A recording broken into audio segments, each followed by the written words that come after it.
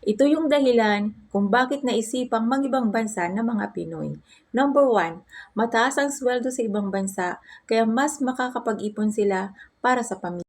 Number 2, mas magandang oportunidad sa mga trabaho. May mga bansa kasi na mas marami ang oportunidad sa trabaho lalong-lalo na sa mga skilled worker. Number 3, kahirapan sa Pilipinas ang isa sa mga dahilan kung bakit nangingibang bansa ang mga Pinoy at limitado sa oportunidad pagdating sa trabaho. Ang pag-abroad o pangibang bansa ang nakitang solusyon para sa mas magandang buhay.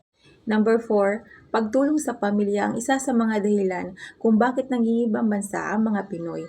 Ang pagpapadala ng pera sa mga anak para sa edukasyon ng mga anak at pangangailangan nila.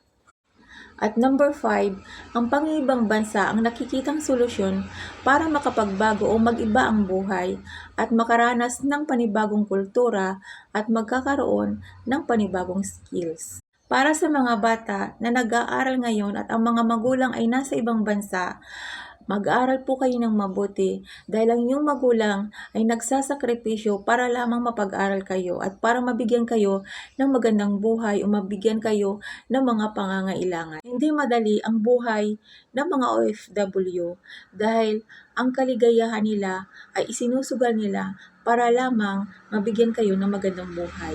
Kaya dapat po ay pahalagan po natin ang sakripisyo ng ating magulang. Yan lang po, sana makatulong. Bye!